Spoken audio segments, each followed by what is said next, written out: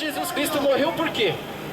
Será que Jesus Cristo era pecador e ele pecou, por isso que ele morreu? Foi esse o motivo? Agora, se quem desobedece é que morre como consequência do pecado, Jesus Cristo desobedeceu o seu Pai? Foi por isso que ele precisou morrer? Esse foi o motivo? Bom, 1 João 3,4 está escrito assim, vai confirmar aquilo que eu já mencionei para vocês agora no começo. Toda pessoa que vive costumeiramente pecando, também vive em rebelião contra a lei, pois o pecado é a transgressão da lei. Em outras traduções diz assim, aquele que comete o pecado transgride a lei, porque o pecado é a transgressão da lei. De qual é a lei que a Bíblia está falando aqui? Qual é a lei que, ao ser transgredida, causa a morte das pessoas? Porém, nós vamos ver aqui ainda, no capítulo 31 de Êxodo, algo mais sobre a lei. Capítulo 31, no versículo 18, diz assim: E aconteceu que quando o Senhor terminou de orientar Moisés do alto do monte Sinai, entregou-lhe as 2 tábuas do testemunho e da aliança, 2 tábuas de pedra com os seus mandamentos escritos pelo dedo de Deus. Então olha só, um fato importante aqui é que os mandamentos eles foram escritos em tábuas de pedra, simbolizando eternidade. Então a pedra é símbolo de eternidade na Bíblia. E o fato dos 10 mandamentos terem sido escritos em tábuas de pedra representa que eles deveriam ser eternos, como são na verdade. O segundo fato importante é que Deus escreveu os mandamentos com o seu próprio dedo. Realmente, a Bíblia foi escrita por homens, porém a própria Bíblia diz que ela foi escrita por homens, porém homens que foram inspirados por Deus. Mas os 10 mandamentos não foi escrito por homens. E o mais interessante dessa parte é justamente isso. Os 10 mandamentos foram escritos pelo próprio Deus, pelo dedo de Deus. O homem, que foi aqui no caso Moisés, ele apenas copiou e escreveu num livro, num pergaminho, e aí no decorrer da montagem da Bíblia, né, do surgimento da Bíblia, foi se preservando os escritos originais até que a Bíblia chegou a nós hoje como nós a conhecemos. Então os 10 mandamentos, eles não foram escritos por homens, foram escritos pelo próprio Deus em tábuas de pedra, são eternos, ninguém pode revogar e ninguém pode dizer, foi escrito por homens, porque não foi. O homem apenas, no caso Moisés, inspirado também, apenas copiou aquilo que o próprio Deus escreveu com o seu dedo. Então nós vimos aqui que os 10 mandamentos foram escritos pelo próprio Deus. Em Êxodo 24:12, Êxodo 24:12 diz algo mais. Diz assim, ó: Então Deus, o Senhor, disse a Moisés: Sobe o monte, vem até mim e fica aqui, e eu te darei as tábuas de pedra com a lei e os mandamentos que escrevi para a instrução do povo. Os 10 mandamentos, queridos irmãos, eles têm a finalidade dos 10 mandamentos é nos instruir, nos ensinar e nos mostrar qual o caminho verdadeiro. Todos aqui sabem, não é novidade para ninguém, que nós vivemos num mundo totalmente injusto, corrompido pelo pecado, pela maldade do coração do ser humano, e a própria Bíblia diz que conforme o fim dos tempos se aproximaria, o amor de quase todos esfriaria, e a maldade no coração do homem se multiplicaria. E isso ninguém precisa pregar para ninguém, todo mundo está de prova, porque a gente vê isso ao nosso redor constantemente. Porém, para que nós pudéssemos ter uma direção a seguir, um padrão de justiça infalível, Deus nos deu os 10 mandamentos, com o objetivo de nos instruir. E em Romanos 7:7 ainda diz algo mais, para a gente passar para a próxima parte aqui. Romanos capítulo 7, no versículo 7 diz assim: Portanto, o que concluiremos? A lei é pecado? Aí ele próprio responde, isso daqui quem escreveu foi Paulo. A lei é pecado? Ele pergunta, aí ele mesmo responde, de forma alguma. De fato, eu não teria como saber o que é o pecado, a não ser por intermédio da lei. Porquanto, na realidade, eu não haveria conhecido a cobiça, se primeiro a lei não tivesse dito, não cobiçarás. Não precisa nem explicar, está muito claro. Ele pergunta, a lei é pecado? Aí ele fala, não. Pelo contrário, pela lei vem o conhecimento do pecado. Porque jamais eu conheceria a cobiça se a lei não tivesse dito, não cobiçarás. Então nós só sabemos que não se deve roubar, dizer falso testemunho, cobiçar, adulterar, desonrar os pais, né? A gente só não sabe por quê? Por causa da lei. Porque existe um padrão moral que nos apresenta como proceder. E depois da morte de Jesus Cristo, esse padrão moral foi escrito agora no nosso coração e na nossa mente. De forma que naturalmente a nossa consciência nos acusa quando nós estamos para fazer algo errado. E nós vamos ver isso escrito mais detalhado daqui a pouco, tá bom? Então, a santa lei de Deus, que é moral, ela sendo transgredida e desobedecida, gera a morte. Porque nós vimos que todo aquele que comete pecado transgride a lei, porque o pecado é transgressão da lei. E nós vamos ver agora que quem desobedece morre. Gênesis 2, 16 e 17. Logo no comecinho da Bíblia, lá nos primeiros capítulos, onde relatam a criação de Deus, no capítulo 2 de Gênesis, versículo 16 e 17, diz assim: o Senhor deu a seguinte ordem ao homem: comerás livremente do fruto de qualquer espécie de árvore que está no jardim. Contudo, não comerás da árvore do conhecimento do bem e do mal, porque no dia em que dela comeres, com certeza morrerás. Com toda certeza morrerás. Então, Deus falou assim: olha, Adão, você pode comer de todas as árvores, de todas que você quiser. Porém, tem uma que está no meio do jardim, que se chama árvore do conhecimento do bem e do mal. Dessa você não deve comer, porque no dia em que dela comer, certamente você vai morrer.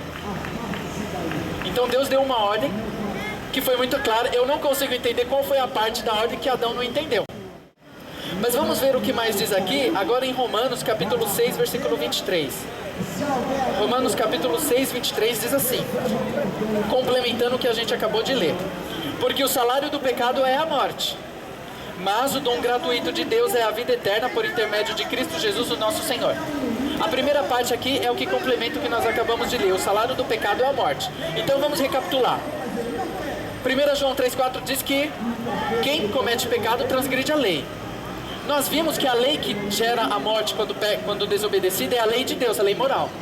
E nós vimos aqui agora e confirmamos que o salário do pecado é a morte, que envolve a desobediência. O pecado é a desobediência. Então Deus disse assim para Adão: olha, Adão, você come de todas, mas dessa não. Quando Adão desobedeceu, ele morreu. Não naquele dia, mas a partir daquele momento o seu corpo começou agora a se degenerar como consequência do seu pecado, que é a desobediência ao que Deus manda. E depois de alguns anos, né, a Bíblia diz que ele morreu com mais de 900 anos. Mas ele morreu. E isso veio como consequência do pecado. Então a própria Bíblia provou, na verdade, hoje, a realidade nossa hoje prova que o que a Bíblia disse nesse sentido é verdade. No dia em que pecares, certamente morrerás. Então, a morte veio como consequência do pecado. É por isso que nós morremos. É por isso que hoje o ser humano morre, por causa do pecado. Mas como que esse processo acontece? Então nós morremos porque Deus é mau e Ele diz assim: olha, se você não obedecer, eu vou te matar. Eu vou tirar a vida de você, você vai morrer. Será que é isso que acontece? Será que Deus então é tirano e Ele tenta nos forçar a obedecer a Ele por causa do medo? Será que Ele deseja que nós o obedeçamos porque nós sabemos que se nós desobedecermos Ele vai nos matar e vai tirar a nossa vida? Será que é isso? É isso que a gente vai tentar entender agora. Por que a gente morre quando peca? E o pecado é a desobediência. Desobediência a tudo que Deus manda. Bom, vamos ver aqui Isaías 59, 1 e 2. Isaías, no capítulo 59, no versículo 1 e 2, vem falando alguma coisa sobre isso.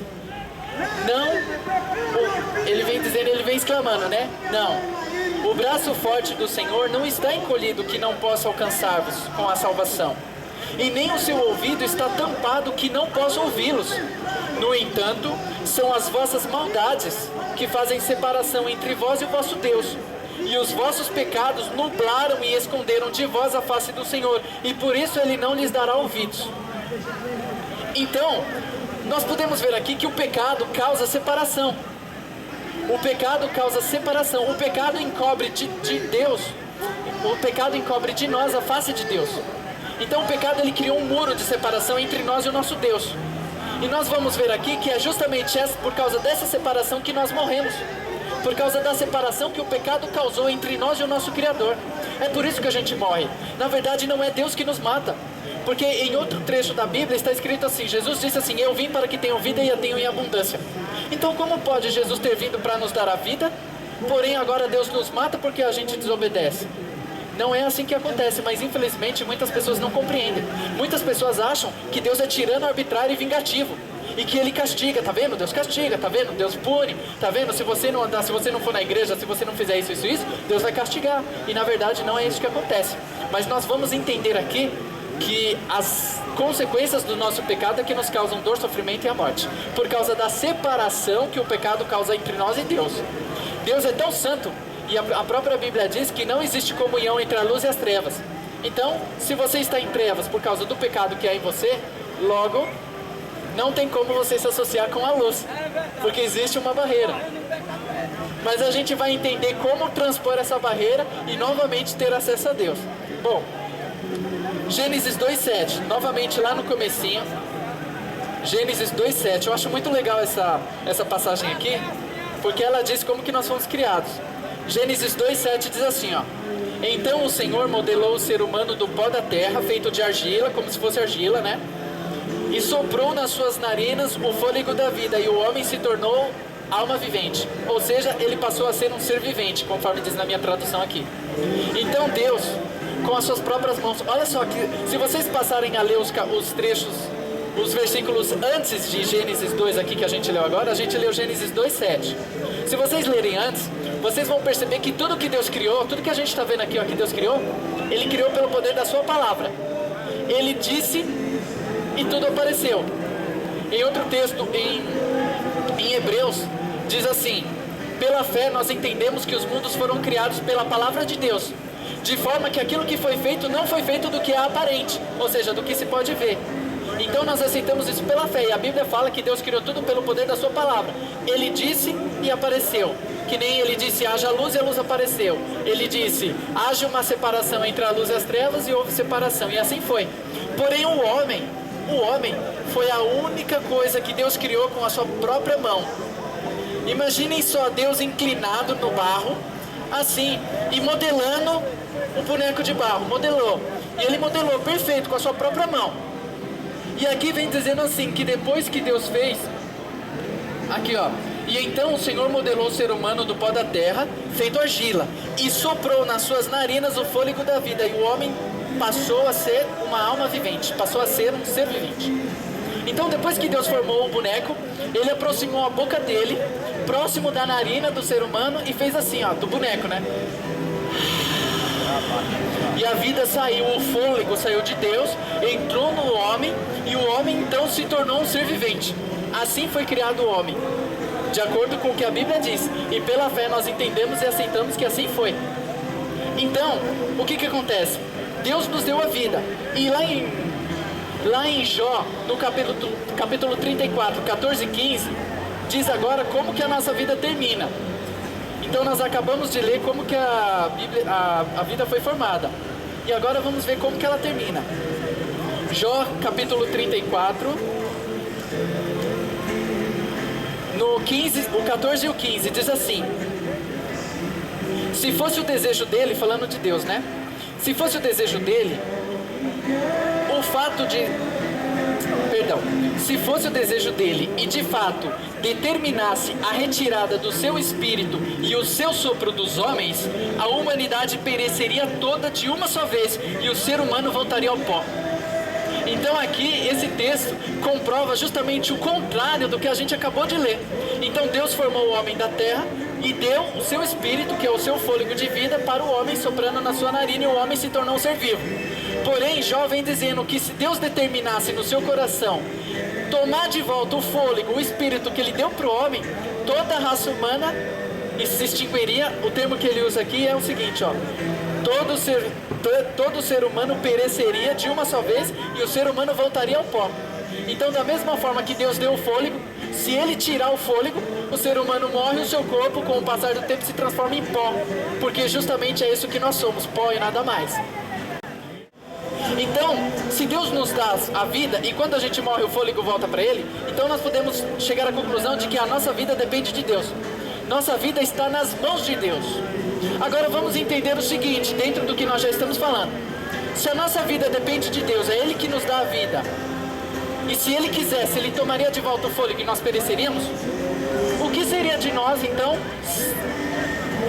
com esse muro de separação? Então, deixa eu ser mais claro para vocês. Nós vimos que o salário do pecado é a morte, que quem desobedece, transgredindo aquilo que Deus manda, se separa de Deus, porque o pecado causa separação entre nós e Deus. Se Deus é a fonte da nossa vida, se nós nos separarmos de Deus, o que acontece? A gente morre. se nós tirarmos a lâmpada da tomada, o que vai acontecer com a luz? Vai se extinguir, a lâmpada apaga, não existe mais luz. Assim acontece com o processo do pecado.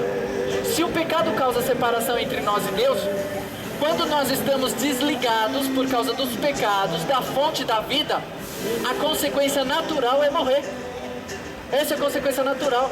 Portanto, não é Deus que nos tira a vida, mas por causa dos nossos pecados, consequentemente, separados da fonte da vida, conforme o tempo vai passando, a gente morre. Porém, tem uma outra questão também. Todos nós já nascemos com essa natureza pecaminosa e com a predisposição para nascer, crescer, viver e morrer, por causa da consequência do pecado. E foi justamente por isso que Jesus morreu, mas a gente vai entender isso mais detalhadamente agora, no decorrer aqui, ó. E nós vamos ler aqui 1 João 5, 11 e 12. 1 João, né, que fica lá no finalzinho da Bíblia, capítulo 5, versículo 11 e 12, diz assim: e o testemunho é esse, que Deus nos concedeu a vida eterna, e esta vida está em seu Filho. Quem tem o Filho tem a vida. Quem não tem o Filho de Deus não tem a vida. João agora, não 1 João, mas o Evangelho. João no capítulo 6, versículo 47 e 48 diz assim. João 6, 47 e 48. Deixa eu achar aqui. Em verdade vos asseguro. Aqui já é Jesus falando. Lá, por intermédio de João, Deus estava falando, né? Por intermédio de João, ele estava relatando aquilo que Deus mostrou para ele. E aqui agora é o próprio Jesus falando, com palavras dele mesmo. Qual que é o texto? O 47 e o 48.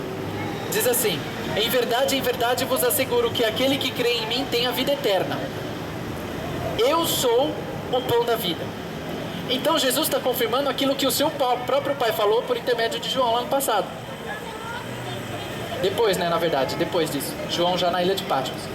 Então, nós vimos aqui que Deus nos deu a vida eterna. E o testemunho que as Sagradas Escrituras nos dá é essa. Deus nos deu a vida eterna e essa vida está em seu Filho.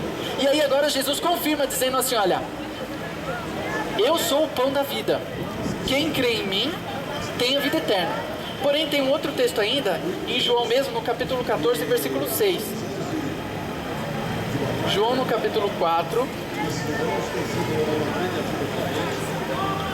João capítulo 14, versículo 6, diz assim, mais uma confirmação, né, do próprio Jesus também. Ele diz assim: assegurou-lhes Jesus: eu sou o caminho, a verdade e a vida. Ninguém veio ao Pai senão por mim. Então, o que acontece? Por causa do pecado nós morremos, por causa da separação, porque nós dependemos de Deus para viver. Porém, Jesus afirma, e a própria palavra afirma, como nós lemos agora, que nós dependemos de Jesus Cristo para poder ter vida também. Mas não é essa vida aqui, mas a vida eterna. Aqui já é uma vida que vai além da vida que nós conhecemos aqui. A vida eterna. Foi isso que nós lemos agora. Mas por que nós morremos? Agora vamos tentar entender o seguinte: se foi Adão que pecou lá no início do Éden, quem transgrediu foi ele, não fui eu. Eu não tenho culpa dele ter transgredido. Eu já nasci 6.000 anos depois de Adão. E eu morro por quê? Se quem pecou foi ele? A culpa é dele. Ele já morreu. Então logo, a culpa não devia cair sobre mim. Olha o que diz 1 Coríntios 15, 21 e 22. 1 Coríntios 15, 21 e 22. Está escrito o seguinte: porque assim como a morte veio por um homem, da mesma forma, por um homem, veio a ressurreição dos mortos. Porquanto, assim como em Adão todos morrem, em Cristo todos serão vivificados. Então esse texto ele comprova o que eu acabei de falar. Por causa de Adão é que nós morremos. Por causa de Adão. Mas se foi ele que pecou, por que eu morro? Por causa da natureza. Quando Adão pecou, a natureza dele tornou-se corrompida. E nós, como somos descendentes de Adão, nascemos com essa natureza corrompida, que é a chamada hereditariedade, a herança genética, herança hereditária. Os filhos hoje geralmente se parecem com o pai ou com a mãe. Quando não parece com ninguém, alguns desconfiam. Mas se você for cavar lá no meio da família, vocês vão ver que ele parece com o avô, com a avó. Mas ele se parece com alguém, ele herda os traços genéticos dos seus dos seus pais. Então, por causa desse motivo é que nós também morremos, porque nós herdamos essa natureza pecaminosa de Adão. Porém, justamente pelo fato de não termos culpa, foi provido um meio para que nós agora pudéssemos ter a escolha que Adão teve, mas que escolheu mal. Então, no passado, Adão teve a oportunidade de fazer a escolha certa, permanecer fiel a Deus, mas a escolha dele foi errada. Hoje nós nascemos com a consequência do seu pecado, mas foi provido um meio para que nós agora tivéssemos a oportunidade de escolher por nós mesmos se nós queremos partilhar da morte eterna ou da vida eterna, a qual Jesus Cristo nos dará, conforme nós vimos aqui agora. Foi por isso que Jesus morreu, um dos motivos, né? Mas ele não cometeu o pecado, então ele não devia morrer. Como que acontece o processo do pecado? É uma coisa muito interessante. Eu descobri isso há não muito tempo, eu estava lendo e deu estalo na minha mente, comecei a estudar e compreendi. E achei esse texto aqui que está lá no livro de Tiago, lá no finalzinho da Bíblia, Tiago, no capítulo 1. Vamos ler aqui, Tiago capítulo 1, versículo 12 até o 15, vem explicando para nós o processo pelo qual nós caímos em pecado. O que acontece que nos leva a cometer o pecado e por que nós morremos como consequência desse pecado. Prestem bastante atenção. Feliz é a pessoa que persevera na provação, porquanto após ter sido aprovado, receberá o prêmio da coroa da vida que Deus prometeu aos que o amam. Mas isso se perseverar na provação. Entretanto, no versículo 13, entretanto, ninguém ao ser tentado deverá dizer, estou sendo tentado por Deus. Ora, Deus, ele não pode ser tentado pelo mal e a nenhuma pessoa tenta. Então ninguém deve dizer assim, olha, é Deus que está me tentando, porque ele não pode ser tentado e também não tenta ninguém. Cada um, porém, ó, versículo 14, cada um, porém, é tentado pelo próprio mau desejo do seu coração, sendo pelo desejo mau do seu coração, sendo iludido e arredado, ou seja, enganado, arrastado. Em seguida, ou seja, depois do seu coração despertar nele o desejo de fazer o que é mal, no versículo 15 diz assim, em seguida, esse desejo, tendo concebido, faz nascer o pecado, e o pecado, após ser consumado, gera morte. Então vamos só tentar entender. Não é Deus quem nos tenta, ele não pode ser tentado e não tenta ninguém também. Porém, cada um é tentado pela própria maldade do seu coração, pela própria maldade. Como eu falei para vocês agora há pouco, por causa do pecado de Adão, nós já nascemos com a natureza corrompida. A natureza de Adão corrompida depois do pecado. E essa natureza, ela instintivamente nos puxa para o lado contrário às coisas espirituais de Deus. Assim como um leão, se você colocar um leão e um cordeiro na mesma jaula, qual vai ser a consequência? O leão vai atacar o cordeiro, porque é o instinto do leão. Mesmo que ele seja um animal domado, e mesmo que o cordeiro seja um animal manso e não mexa com o leão, instintivamente o leão vai comer o cordeiro, né? Nós, com o pecado, acontece da mesma forma. Por causa dessa natureza pecaminosa, instintivamente, sem Deus, nós fazemos o que é mal e cometemos o pecado, e temos em nós o desejo natural de fazer o que é mal. Então nós somos tentados por esse desejo, é o desejo de satisfazer aquilo que nós queremos, que é contrário à vontade de Deus, é que nos coloca diante da tentação. Diante do mau desejo, vem na sua mente agora, Deus fala com você na consciência, que o que você está prestes a fazer é errado. A consciência sempre acusa, não tem como fugir disso. A consciência é a voz de Deus. Então, quando você estiver sendo tentado pelo seu próprio mau desejo, Deus vai falar na sua consciência, ó, isso é pecado. E aí então, você terá agora a oportunidade de escolher se você vai querer fazer ou não. Porém, no final do versículo 15 diz assim, ó, o pecado sendo consumado gera morte. Se você escolher cometer o pecado e ir contra a sua consciência que está te acusando, você vai cometer um pecado. E um pecado sendo consumado gera morte. Por que gera morte? Nós já vimos. Por causa da separação da fonte da vida. Separados da fonte da vida, automaticamente nós morremos. Então é assim que acontece com o pecado. É por isso que nós pecamos. É por isso que hoje em dia ninguém quer saber de Deus. Ou mesmo quando você busca Deus, é tão difícil andar nos caminhos dele. Porque a nossa natureza, o nosso desejo pecaminoso nos puxa para o lado contrário às coisas de Deus. É por isso que Jesus Cristo morreu, para nos dar agora a oportunidade de escolher fazer o certo e poder fazer. Não por nós mesmos, mas pelo poder dele. E a gente vai ver isso agora. Eu queria só confirmar agora o que eu já afirmei para vocês, de que Jesus realmente não pecou. Nós vamos ler dois textos que dizem aqui na Bíblia que Jesus realmente não pecou. Hebreus 4,15. Hebreus 4,15 diz assim: pois não temos um sumo sacerdote que não seja capaz de compadecer-se das nossas fraquezas, mas temos um sacerdote supremo, que a nossa semelhança foi tentado de todas as formas, porém sem pecado algum. Olha só, um dos motivos pelo qual Jesus morreu, pelo qual ele veio. Ele veio para ser tentado à semelhança de todos nós, porém para vencer, para nos garantir também a vitória. E aqui vem dizendo no final, ele foi tentado igual a nós, de todas as formas, porém sem pecado algum. E 1 Pedro 2,2 também confirma isso. Vamos ver aqui, ó, 1 Pedro 2,2. Aqui, ó, desejai o... 2,22, perdão. 1 Pedro 2,22. Ele não cometeu pecado algum, nem qualquer engano foi encontrado na sua boca. Então, verdadeiramente, Jesus não cometeu pecado. O pecado é que gera morte, porém ele morreu. E agora nós vamos ler aqui uma sequência de textos que apresentam o porquê que Jesus morreu, qual o propósito em todos os detalhes. E a partir de agora, aquele que tinha dúvida, aquele que não entendia e que não sabe o porquê que Jesus morreu, agora não vai poder mais dizer, eu não sabia. Agora vai saber perfeitamente por que foi que Jesus morreu com todos os detalhes. E não vão ficar com dúvida.